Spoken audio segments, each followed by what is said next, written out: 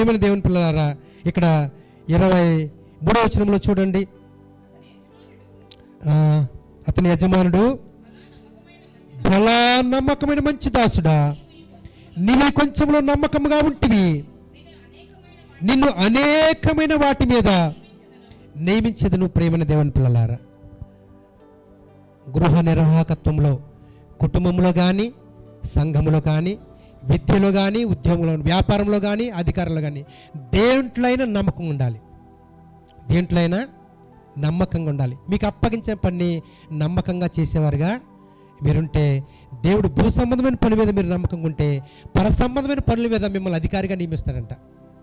భూ సంబంధమైన పనుల మీద, భూ సంబంధం ఉద్యోగ విద్యాల్లో మీరు అబద్ధం ఆడకుండా జీవిస్తే, యథార్థంగా జీవిస్తే, అక్కడ కూడా మిమ్మల్ని హోదాలో ఉంచుతాడంట.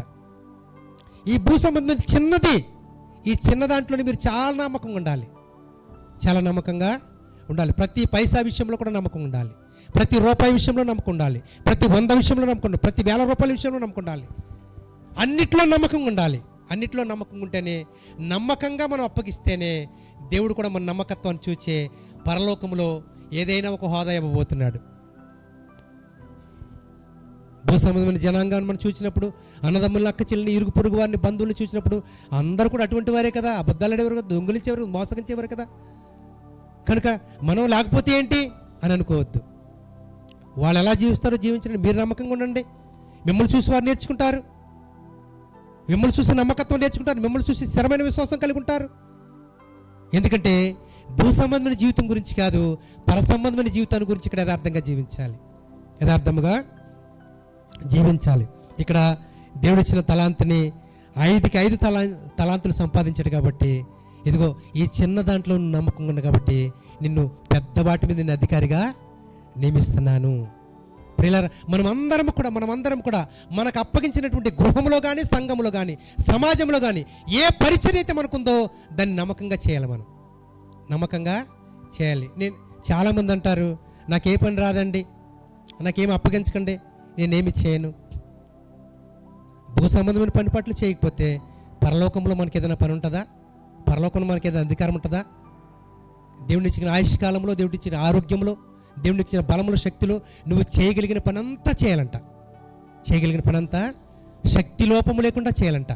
శక్తి లోపము లేకుండా చాలామంది శరీరం దాచుకుంటారు. అలా ఉండకూడదు. ప్రేమ దేవుని పనైనా, కుటుంబ పనైనా నమ్మకంగా చేసేవారం ఉంటే దేవుడు మెచ్చుకునేవాడు. మన నమ్మకత్వం చూస్తాడంట ఆయన. 1 పేతురు రాసిన పత్రిక 4వ అధ్యాయం 19 నుంచి చదువుకుందాం. 1 పేతురు రాసిన పత్రిక 4వ అధ్యాయము.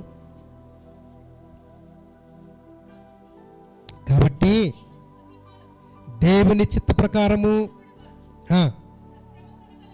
సత్ప్రవర్తన కలవారై నమ్మకమైన సృష్టికర్తకు తమ ఆత్మలను అప్పగించుకొనలను. ప్రేమైన దేవుని పిల్లలారా, కనుక దేవుడు మనల్ని చూస్తున్నాడు, దేవుడు మనల్ని కాస్తున్నాడు, దేవుడు మనల్ని పోషిస్తున్నాడు, దేవుడు మనల్ని స్వస్థపరుస్తున్నాడు. చాలా జాగ్రత్తగా మనం జీవించాలంటండి. శరీరం అంది కాదు, ఈ శరీరం లోపల ఉన్న ఆత్మ అంది కాదు. దేవుడు ప్రేమించి మనకిచ్చాడు. దీన్ని దేవుడు ప్రేమించి మనకిచ్చాడు. ప్రేమించి మనకిచ్చిన శరీరాన్ని, ప్రేమించి మనకిచ్చిన ఆత్మను నమ్మకంగా మనం దేవునికి అప్పగించాలంట. దేవునికే అప్పగించాలంట. ప్రభువు యేసుక్రీస్తు వారు భూలోకానికి వచ్చినప్పుడు ఆయన గురించి రాయబడినటువంటి మాట యోహాను సువార్త 17వ అధ్యాయము 2వ వచనం ఒకసారి చూస్తారా? యోహాను సువార్త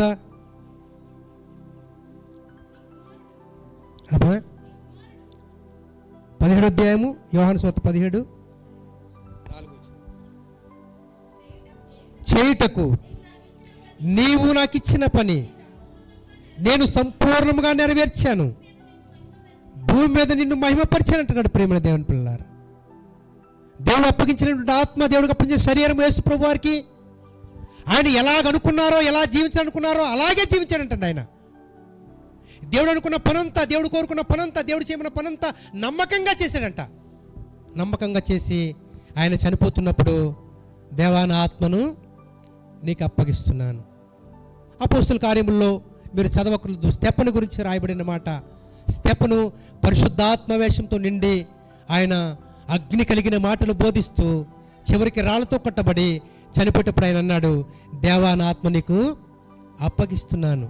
కనుక శరీరాన్ని ఆత్మను అప్పగించే వారముగా ఉండాలి. అప్పగించే ముందు నమ్మకత్వంగా పనిచేయాలి, నమ్మకత్వంగా జీవించాలి, నమ్మకత్వంగా మాట్లాడాలి, నమ్మకత్వంగా ఆలోచించాలి. ప్రేమన దేవుని పిల్లారా, భూమి మీద కొద్ది కాలమే బ్రతుకుతాం మనం, ఎంతో కాలం బ్రతకం. కొద్ది కాలంలో యథార్థంగా బ్రతకాలి, నమ్మకంగా బ్రతకాలి, స్థిరమైన విశ్వాసం కలిగి జీవించాలి. మనకి మాదిరి ఎవరు అంటే చాలామంది ఉన్నారు. విశ్వాసుల వీరుల జాబితా చాలా ఉంది. వీళ్ళందరికీ ముంగుర్తు, వీళ్ళందరికీ మూలమైనటువంటి యేసుక్రీస్తు వారు మనకున్నారు.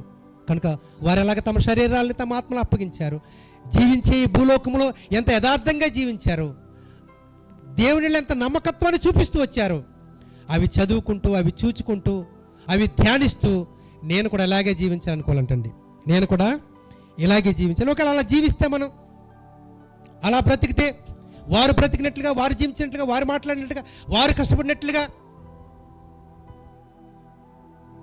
అపోస్తుల కార్యములో లోక గారు రాస్తారు, ప్రియులారా, క్రైస్తవుడు అయినందుకే బాధపడాలంట. ఎలాగండి? క్రైస్తవుడు అయినందుకే బాధపడాలంట. ఈనాడు చాలా సంఘాల్లో చాలామంది సేవకులు చెప్పే మాటలు, క్రైస్తవుడికి శ్రమలు లేవు, క్రైస్తవుడికి బాధలు లేవు, క్రైస్తవుడికి ఎటువంటి కష్టాలు లేవు, మనం పడవలసినటువంటి, మనం అనుభవించవలసిన కష్టాలన్నీ యేసుప్రభువు అనుభవించేసాడంట. ఇంకా మనకేమీ లేవంటే హ్యాపీగా బ్రతికేయమనంట. కానీ డాక్టర్ లోక గారు ఆయన అంటారు, ప్రియులారా, క్రైస్తవుడు అయినందుకే శ్రమ అనుభవించాలంట.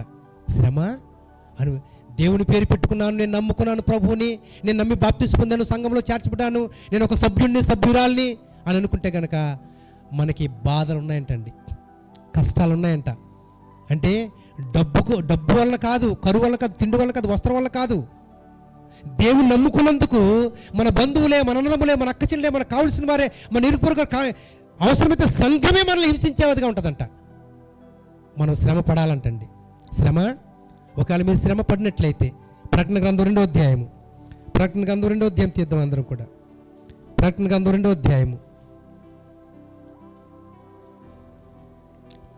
10వ వచనాన్ని చదువుకుందాం.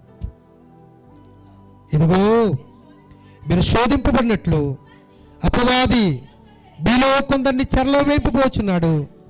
10 దినములు శ్రమ కలుగును, మరణము వరకు నమ్మకముగా ఉండము, నేను నీకు జీవ కిరీటం ఇచ్చేదని చెప్తున్నాడు. ప్రియులారా, నమ్మకమైన జీవితము, నమ్మకమైన మాటలు, నమ్మకమైన పని ఎవరైతే కలిగి ఉంటారో, స్త్రీల, పురుషుల, సంఘ నాయకుల, పరిచారికుల, దేవుని సేవకుల, ప్రార్థించేవారా, పాటలు పాడేవారా, దేవుడు మీకు ఏ తలాంతి ఇచ్చాడు, ఏ పని అప్పగించాడు?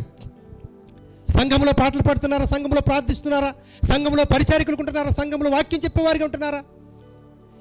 దేవుడు మిమ్మల్ని ప్రేమించి ఏ పని అప్పగించాడు? అందులో ఎన్ని శ్రమలు వచ్చినా, ఎన్ని ఇరుకులు వచ్చినా, ఎన్ని అవమానాలు వచ్చినా మీరు వాటిని తగ్గించుకుని, వాటిని ఓర్చుకునే వారిగా ఉండాలంటండి. మాటకి మాట ఎదిరించే వారముగా, ఒక మాట మనం వినబడితే, ఒక మాట ఎవరన్నా అన్నారని తెలిస్తే 10 మందికి చెప్పుకునే వారంగా, దేవుని అవమానపరిచే వారంగా, సంఘాన్ని అవమానపరిచే వారంగా, సేవకులు అవమానపరిచే వారంగా, లేక సహోదరులను అవమానపరిచే వారంగా మనం ఉండకూడదంటండి. అలా ఉంటే మనకు జీవ కిరీటం లేదు. శ్రమలు వస్తాయంటండి, శ్రమలు వస్తాయి. శ్రమలు వస్తేనే నిజమైన క్రైస్తవులు. శ్రమలు వస్తున్నాయి అంటే, మీకు నిందలు వస్తున్నాయంటే, అవమానాలు వస్తుంటే మీరు శోధింపబడుతున్నారు, మీరు పరిశోధింపబడుతున్నారు, దేవుని దృష్టిలోకి వెళ్ళారని అర్థం. ఏబు శోధించబడ్డాడు, ఏబు పరిశోధించబడ్డాడు. దేవుడు చూశాడా లేదా? దేవుడు చూస్తున్నాడని అర్థం. దేవుడు చూస్తున్నాడు. శ్రమలు అనుభవించాడు, శ్రమలు తట్టుకున్నాడు, శ్రమలు సహించాడు. అందుకనే డబల్ ఆశీర్వాదం పొందుకున్నాడు. ఆయన 2 అంతల ఆశీర్వాదం పొందుకున్నాడు. ఇక్కడ అంటున్నాడు, మీకు శ్రమలు వస్తాయి, మీ విశ్వాసాన్ని మీరు కాపాడుకుంటే.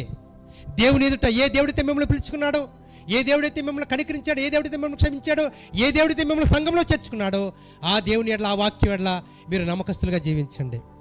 నమ్మకస్తులుగా ఏమండి? దేవుని పట్ల నమ్మకంగా జీవిస్తే లోకంలో జీవించే మనుషులందరి పట్ల నమ్మకంగానే ఉంటాం మనం.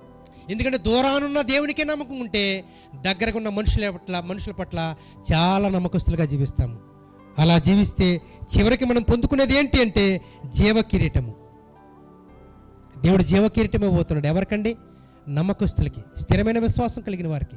మీకు అప్పగించిన పనిలో, మీకు అప్పగించిన తలాంతుల్లో యథార్థంగా మీరు దాన్ని ముందు కొనసాగించిన వారిగా ఉంటారు.